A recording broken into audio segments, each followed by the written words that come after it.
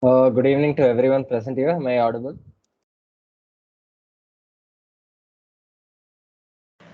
Yes, sir. Yeah, you're audible.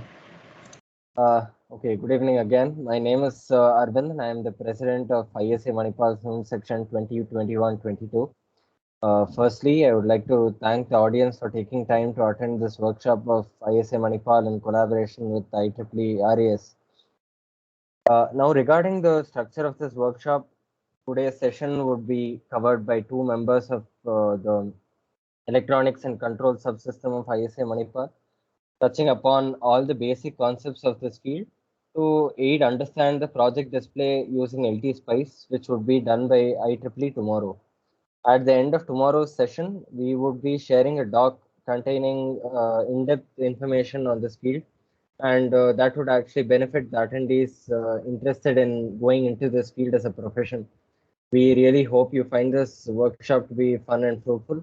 I would like to pass it on to my colleague Archit Saxena to introduce the speakers for today. All right, guys, welcome to the Analog Electronics using LT Spice workshop. Our speakers are Eman and Aditya from ISA. They are part of the electronics and control system. So they'll be the host for today. So passing over to Eman and Aditya.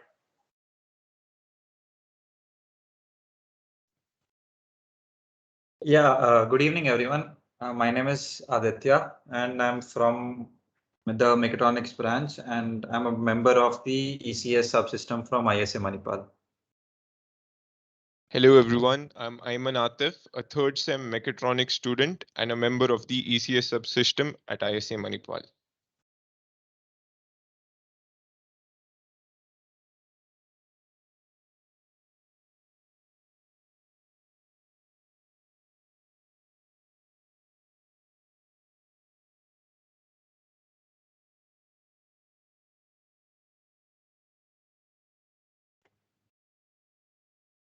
Can anyone confirm if they can see the slides? Yes, Aditya, it's visible. Okay, great. So let's begin, guys. Once again, good evening. Hope you all are doing fine. I welcome you all to the Analog Electronics workshop that is being organized by ISA Manipal and IEEE RAS Manipal. So like Arvind has mentioned, this workshop is divided into 2 days. The first day will be taken up by myself, Aditya, and my colleague, Ayman. So today we'll go over the basics of analog electronics and the components that we'll use. And in the second day of the workshop, that is tomorrow, we will go over a few projects using the LT Spice software. So that was the objective that we set for this workshop. We wanted to introduce analog electronics as a field and a few softwares that we use for designing circuits to the viewers and attendees that are attending today. And we'll also be watching it later on. So that was pretty much it about the introduction. Let's begin the session for today.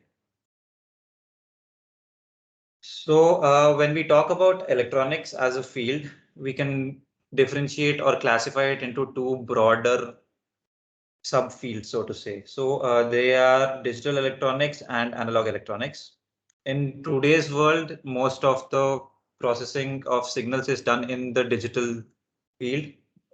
It is done using the digital signals that are represented in zeros and ones. And the logic gates are used. That is the gates such as AND gates, OR gates, and exclusive OR gates. All these gates are used using the Boolean logic that we have come across. Also, most of the data processed is done using the digital signals in microprocessors. So I've been talking about digital electronics up till now. So you might have a question key.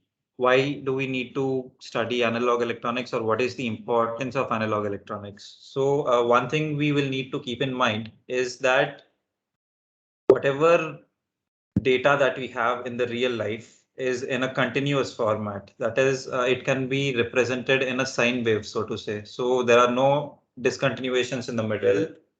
And that is where analog electronics comes in, because digital electronics, all the data is either represented in a 1 or 0, which is either a high or a low. So that is not how data in real life works. So we need to understand analog electronics first so that we can capture this real life data around us and convert it into digital signals later on for our use. So that is why we need to look into analog electronics, and that's the importance for analog electronics. So today's session, we will go over some basic components for analog electronics. They are resistors, capacitors, inductors, and diodes. And after we go through these basic components, we will then look into some advanced components, so to say. All these advanced components are based on the basic components that we'll be looking at in the first half of the session, that is the resistors, capacitors, inductors, and diodes. And you will also be doing a few projects on these particular topics in day 2 of the session. That is tomorrow morning. So that is pretty much the outline for our workshop. Let's start with the first topic, that is resistors. So resistors, as the name suggests, is a small device that is used to resist the flow of current through a circuit. Resistors are resistance of a material is measured in ohms, that is ohms, and is represented using this symbol. And this is the SI unit for resistance. We can also measure it in other units such as milliohms and mega ohms and all, etc. Now, coming to the basic formulae that we will need to keep in mind while dealing with resistors, there are 3 basic formulae. The first formula is that of finding the voltage that the resistors will allow. That is the voltage across the circuit when we have a resistor in it. So the formula for that is pretty well known to everyone, which is V equal to IR, where V is the voltage, I is the current that is passing through the circuit, and R is the resistance.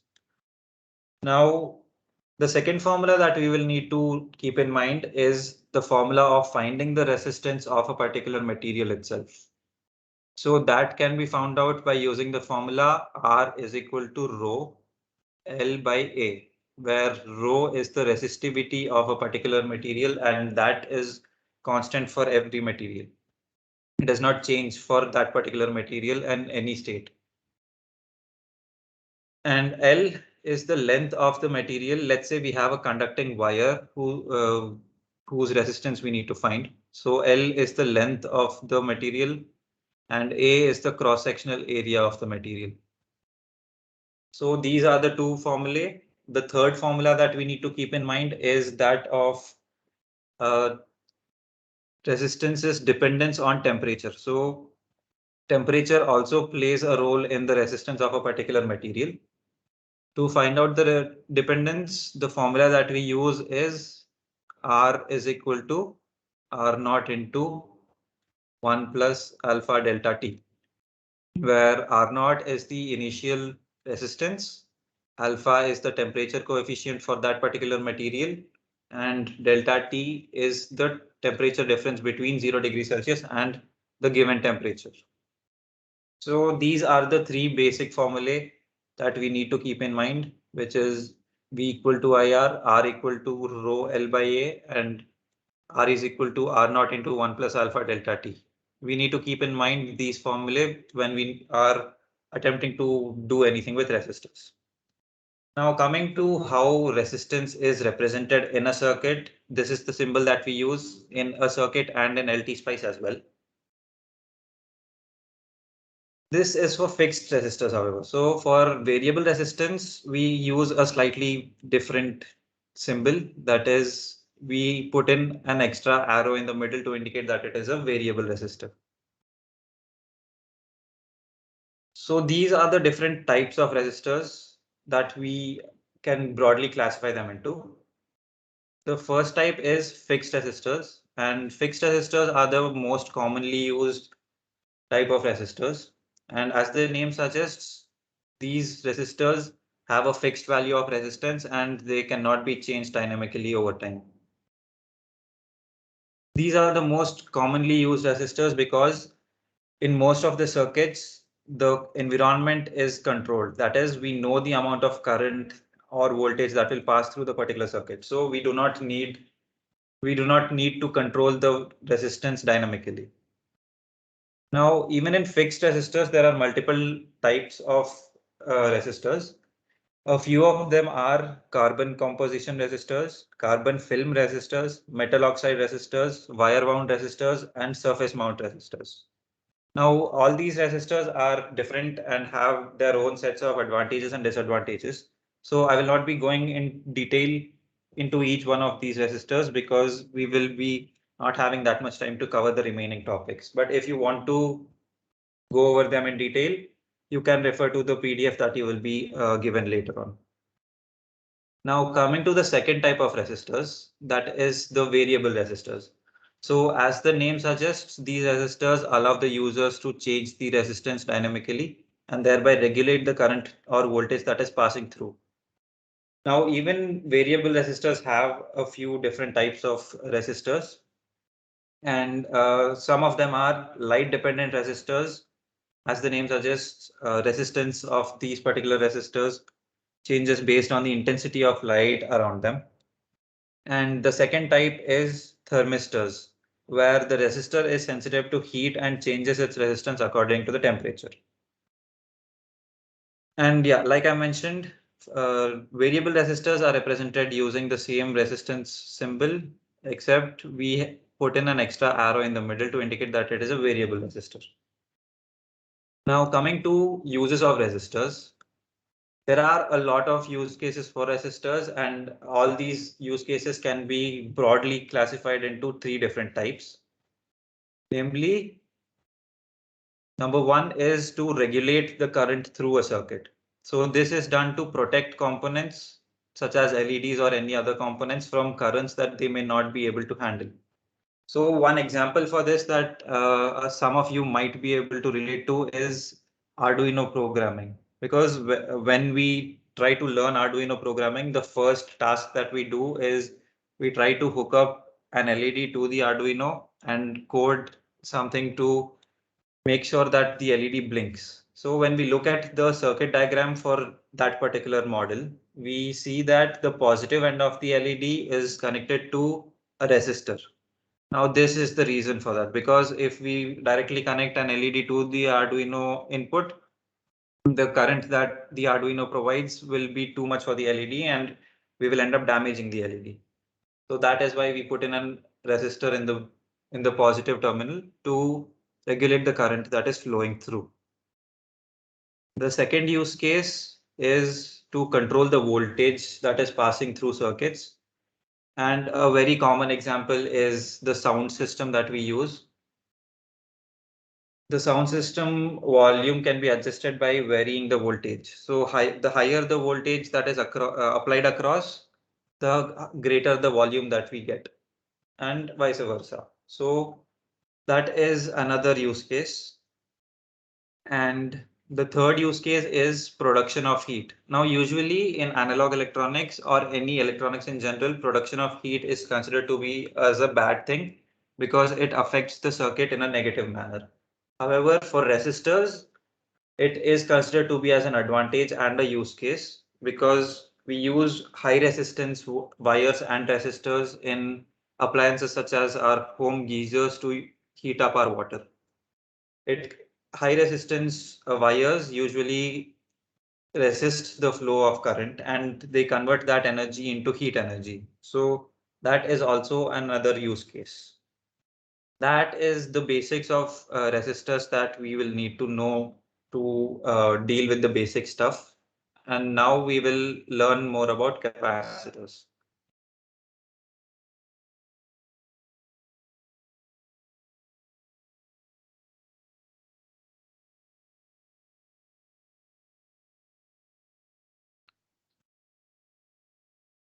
A capacitor is a basic electronic component that is used for storing charge, surge suppression, and filtering.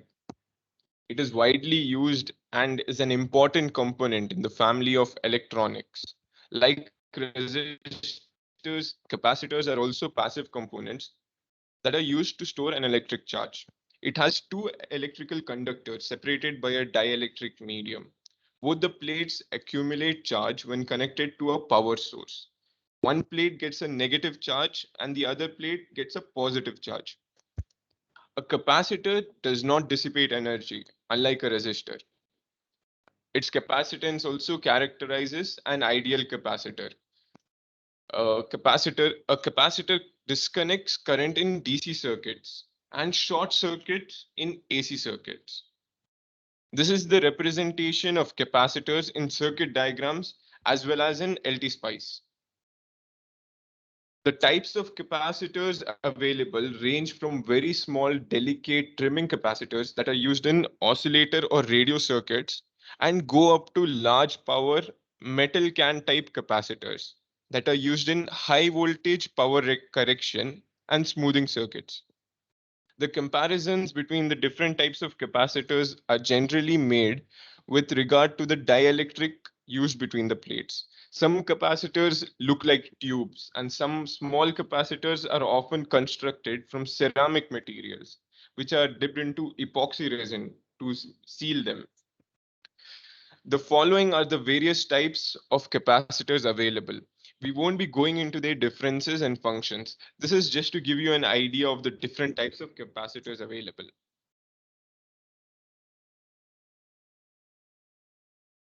As I've already mentioned, capacitors are able to store electrical charge.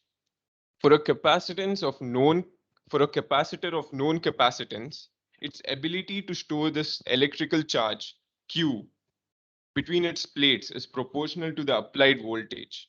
The formula for this is Q is equal to C into V, where Q is the charge in coulombs, V is the applied voltage in volts, and C is the capacitance in farads. Now, what is capacitance? Capacitance is the ability of the capacitor to store a charge on its conductive plates.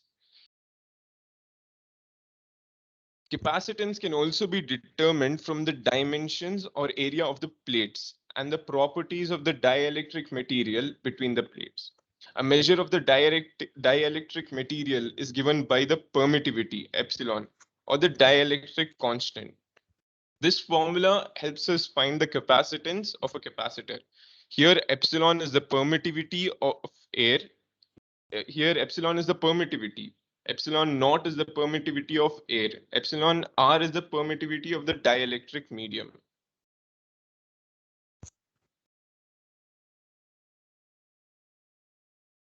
Now we'll be talking about inductors. Yes, so inductors are simple passive electrical components that are also considered to be as a basic building block in analog electronics, along with resistors, capacitors, and diodes. So I have mentioned that inductors are passive electrical components, right? So what I mean by that is that inductors do not need an external power source for them to work properly. That is, we can just connect them in a circuit and it will do the intended task. All the components that we'll be looking at in the first half of this session are passive electrical components. So the resistors, inductors, capacitors, and diodes are passive electrical components. However, op amps are not passive electrical components because they need to be connected to an external power source for amplification of the signals.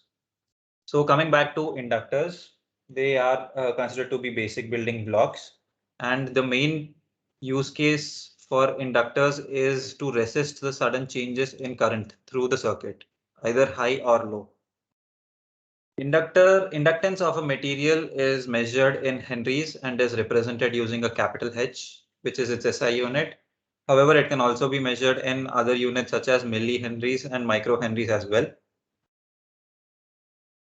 How capacitors work is basically, how inductors work is basically they are just a coil of conducting wire that is wound together closely.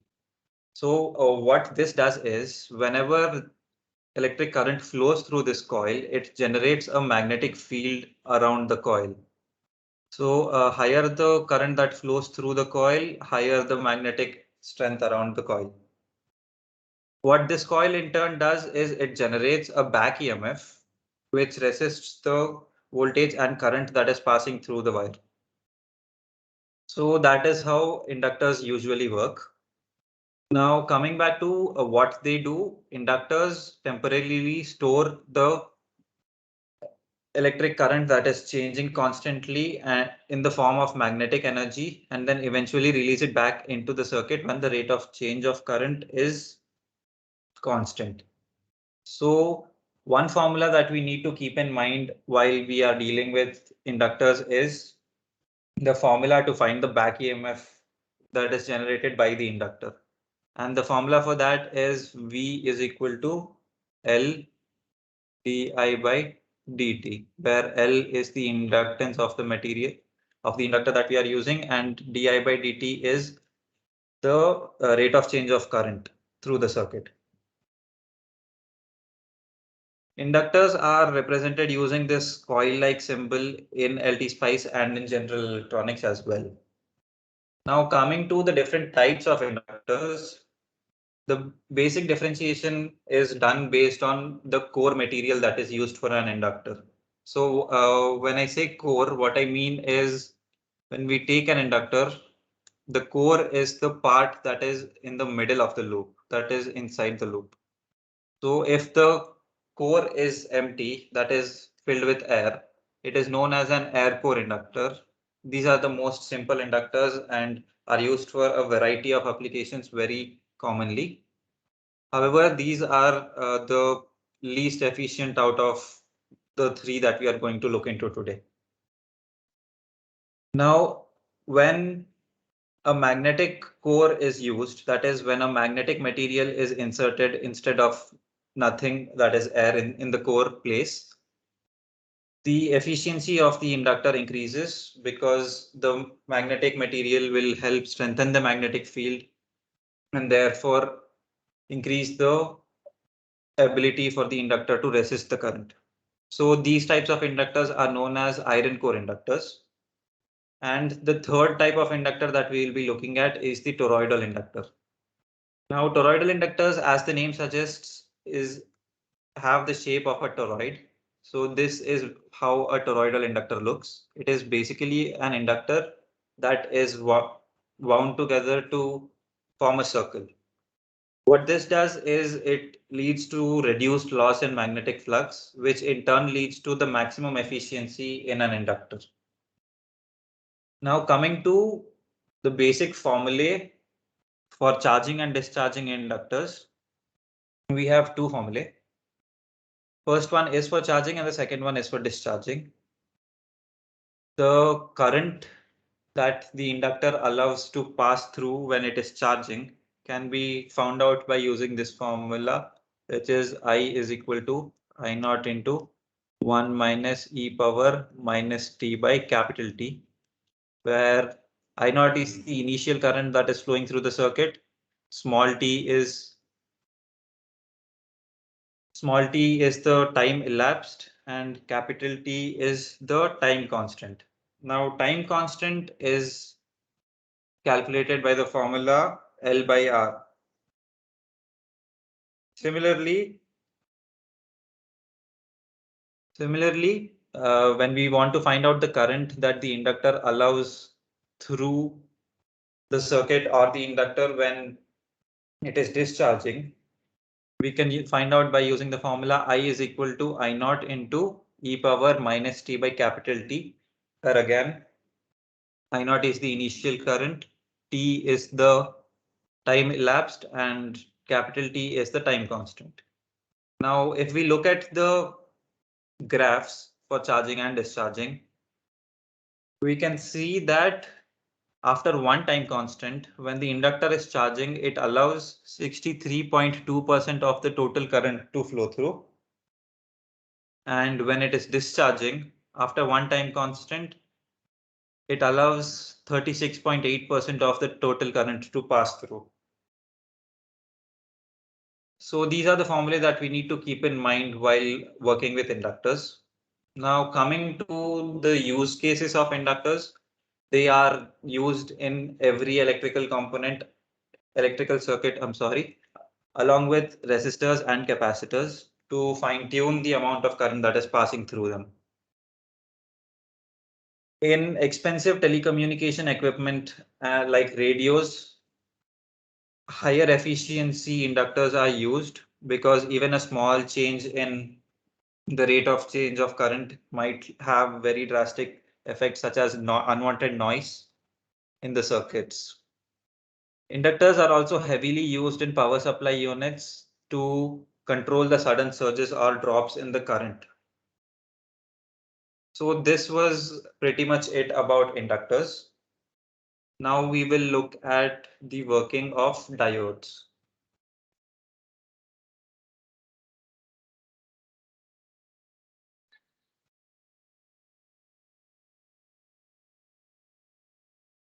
Diode is an electrical device that is created by joining p-type and n-type semiconductors together. It helps in controlling the direction of current flow in circuits. P-type P-type semiconductor has large number of holes, while N-type semiconductor has large number of free electrons. When P-type and N-type semiconductors are joined together, a gradient of charge carrier densities is created at the junction. This causes the electrons to move from the N side to the N-type material to the P-type material, and the holes to move from the P-type material to the N-type material. This process of movement of charge carriers from the region of higher concentration to a region of lower concentration in the absence of external electric field is called diffusion. Diffusion of charge carriers across the junction will continue until equilibrium condition is established. The regions on either side of the PN junction lose their charge neutrality and become charged. They lose their charge neutrality and become charged. For this reason, it is called the space charge region. As the region is devoid or depleted of mobile charge carriers, it is also called the depletion region. The space charge on either side of the junction causes a potential difference across this PN junction, and it is called the barrier potential. This is the minimum amount of voltage that is required to initiate flow of charge carriers across the junction. Doped germanium has a barrier potential of about 0.3 volts, whereas doped silicon has a barrier voltage of about 0.7 volts. Now let's talk about PN junction under bias. In the zero bias or unbiased condition, there is no net flow of charge carriers in any direction for a semiconductor.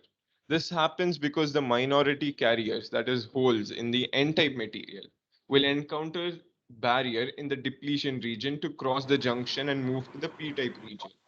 In the P-type region, the minority carriers, which are the electrons, will also encounter the barrier potential. This results in the depletion region with high impedance, therefore no current flows through the diode. Forward bias is when negative voltage is applied to the N-type material and a positive voltage is applied to the P-type material. If the external voltage applied is greater than the value of the barrier potential, the carriers start crossing the junction, and hence there will be a forward current. The diode is also said to be in the on condition because the diode, which can be used as a switch, allows the flow of current.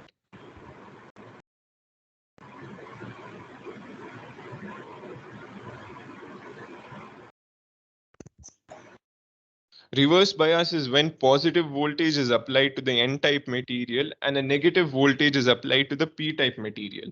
The diode is said to be in a reverse bias condition. The positive voltage applied to the N-type semiconductor attracts the electrons towards the positive electrode and hence away from the junction. At the same time, the holes in the P-type semiconductor are attracted towards the negative electrode. This results in the widening of the depletion layer due to a lack of electrons in holes near the junction and presents a high impedance path for the majority carriers. The height of the potential barrier is then increased, which prevents the flow of forward current through the diode. However, the applied potential favors the movement of minority carriers across this junction, causing the flow of current in the reverse direction. This current is called the reverse saturation current. The diode in this reverse bias condition is said to be in the off state. You must all be familiar with this graph of the current voltage characteristics of a diode. The right side represents the forward bias characteristics, whereas the left side shows the reverse bias characteristics. Application of forward bias voltage to the diode results in depletion layer becoming very thin and narrow, which presents a low resistance path through the junction. This helps the flow of current through the diode. Current is initially zero and then sharply increases after a point.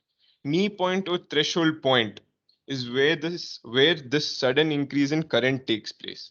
And the voltage at this point is called the threshold voltage. Like we've discussed before, PN junction offers high resistance value and practically zero current flows through the junction diode, even with an increase in voltage in the reverse bias condition. However, there is a very small leakage current that flows through the junction in ordinary rectifier diodes. And this leakage current is in the order of microamperes. If the reverse bias voltage applied to the diode is increased beyond certain limits, there will be a large current due to the avalanche effect. And this effect causes the breakdown of the diode.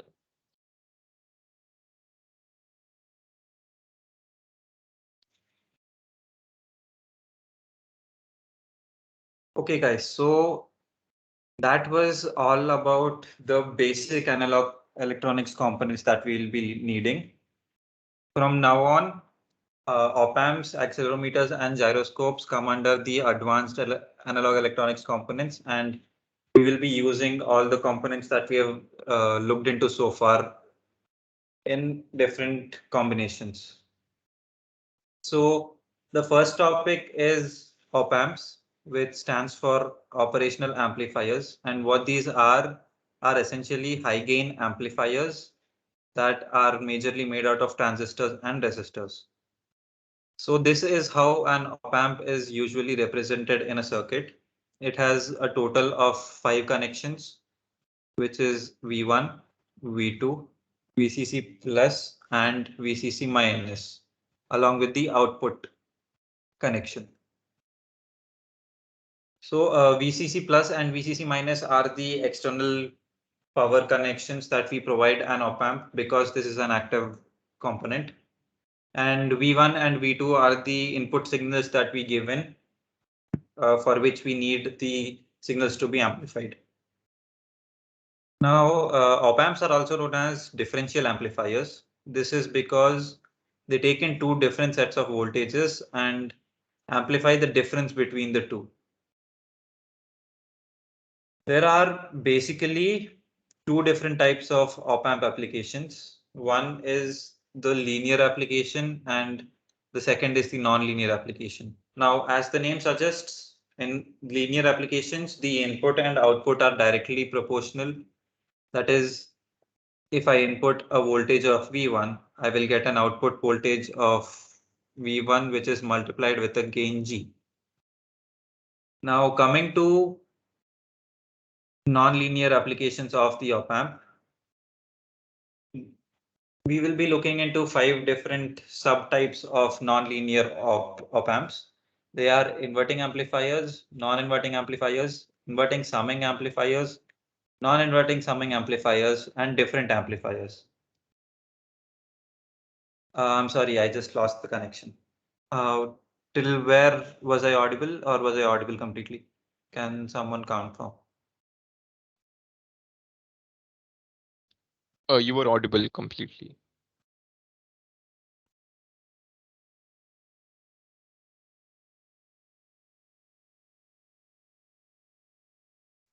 Okay. Okay, thank you. So yeah, so like I've said, we will look into 5 different types of amplifiers. Now again, I will not be explaining everything in detail. We will just go over the basic circuit diagram, and if you want to learn more about these amplifiers, there is more information in the document that you will be getting soon. So as the name suggests, an inverting amplifier is an amplifier whose voltage output will be the opposite of the voltage input that we have given in. The polarity will be the opposite.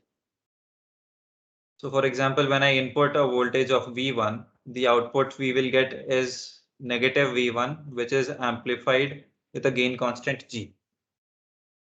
Now looking at the basic circuit diagram, an inverting amplifier looks something similar to this. This is V1. We connect a resistor, which is R1. And this is the op amp, which is then connected to ground. And this is the output. This is the VCC in and this is the VCC minus. There is also one extra resistor, which is R2 connected to the output. And R1 and R2 are used to control the gain constant, that is G.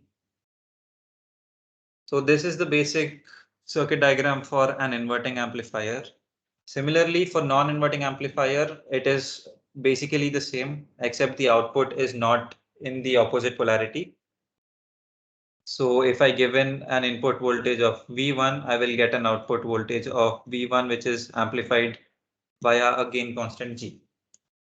The circuit diagram for a non-inverting amplifier is something similar to this. This is V1, which is the input.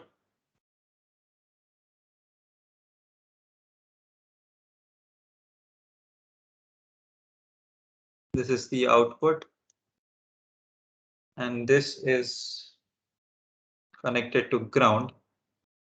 This is R2. And this is connected to the output, R1.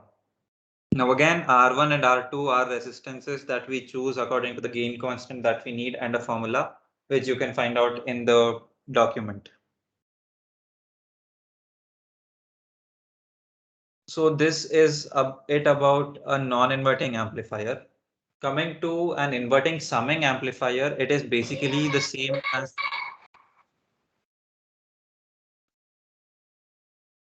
okay. I'll carry on then. So coming to an inverting summing amplifier, it is basically the same as an inverting amplifier, except we use it when we have multiple voltage inputs and we need an output which consists of the sum of all the inputs that is amplified. So the circuit diagram is somewhat similar to that of the inverting amplifier, except there will be additional voltage lines that are connected in parallel along with resistances.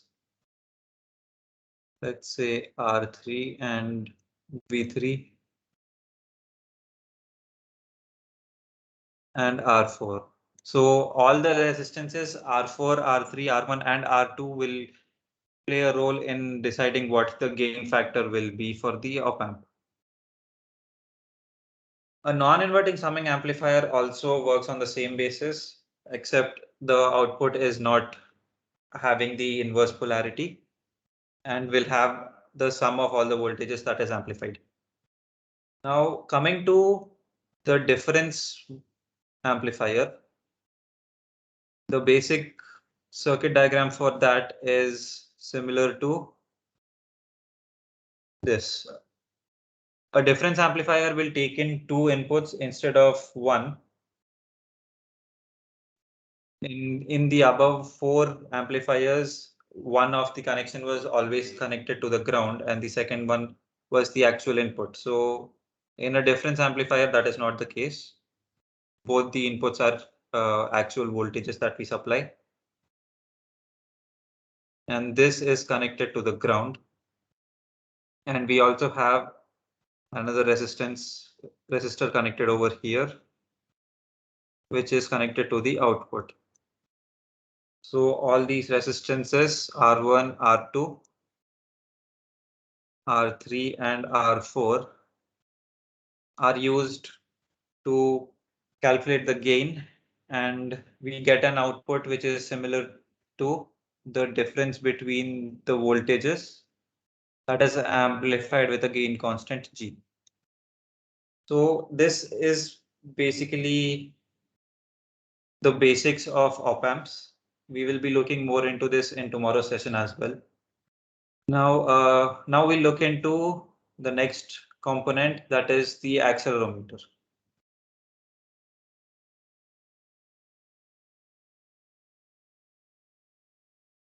Okay, let's talk about accelerometers. You can tell from how they're named that they're used to measure acceleration, which is the rate of change of velocity of a body. The force caused by vibration or acceleration causes the mass to squeeze the piezoelectric material present in it, which produces an electrical charge that is proportional to the force exerted. Now, since charge is proportional to the force and the mass is a constant, then the charge is also proportional to the acceleration. The accelerometer in the picture here is a MEMS accelerometer. MEMS stands for micro electromechanical systems and are devices in the micro scale. The force due to acceleration moves the fingers, which causes a change in the capacitance value. This change can help us figure out how much acceleration there is. You must all be familiar, or at least you must have heard about gyroscopes. They're used in a lot of devices, even in our smartphones. They're also known as angular rate sensors and are devices that are used for sensing angular velocity, which is the change in rotational angle of the object per unit time. Now, people generally tend to get mixed up between the functions of gyroscopes and accelerometers, or might not even have a proper understanding of what they do. So to sum up all my previous points, accelerometers measure acceleration. They sense linear movement and are decent for tilt detection, but cannot measure rotation around its own axis of movement. Coming to gyroscopes, they measure all kinds of rotation, but cannot measure movement. So accelerometers and gyroscopes complement each other. The combined solution of accelerometer and gyroscope in a single device can help with both rotation and movement tracking. This combined solution in conjunction with a magnetometer is a sensor system known as an IMU, or inertial measurement unit. A magnetometer is a scientific instrument used to measure the strength and direction of the magnetic field in the vicinity of the instrument. IMUs are used for complete motion control of aircraft, satellites, and so on.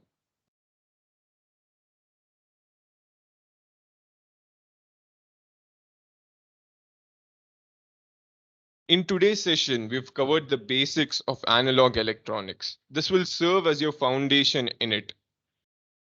It will also help you in understanding even more about this through application in LT-SPICE in tomorrow's session. If you have any doubts, please feel free to ask.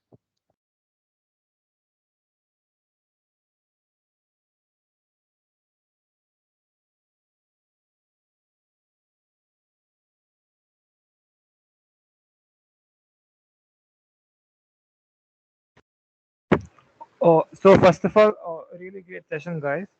So I had a question. If we have a resistor in our hand and the numbers written on that are really small, so how exactly do you figure out the value of the resistor?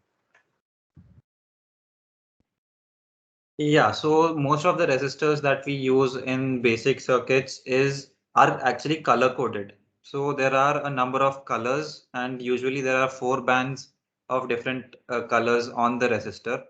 So there is a chart that I have already included in the PDF that you will be getting, and you can find out more details. Each color has a specific value assigned to it, and there is a formula that I have also put in the PDF, so you can know more about it in that.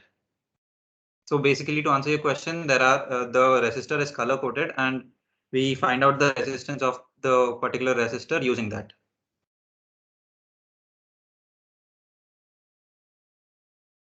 Does that clear your question? Yeah, it does. Yeah, thank you. Okay, thank you. Hello. Hello. Yeah, Yeah, firstly, it was an informative session. So I had a question. Like, why is the reverse bias condition known as the off state, even when there's current flowing in the circuit? Okay, so in the reverse bias condition, the height of the potential barrier is increased. So the flow of forward current through the diode is limited. So it is, you can tell it to be in the off state since there is no flow of currents in the forward direction. But the reverse saturation current is due to the movement of minority carriers across the junction. And this is very negligible since it's in the scale of microamperes. So the diode is said to be in the off state in the reverse bias condition.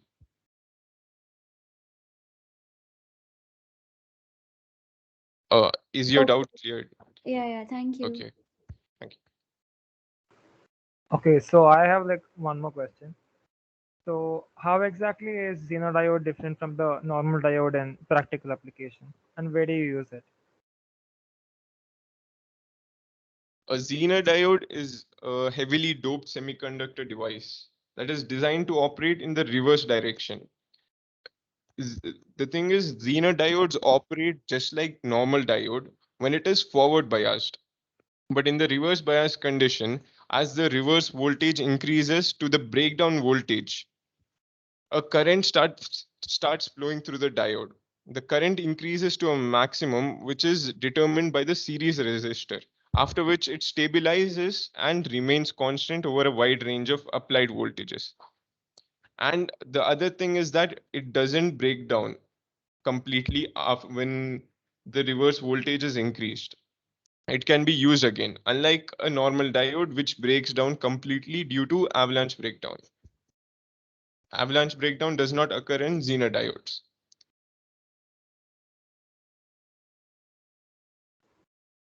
Okay, thank you.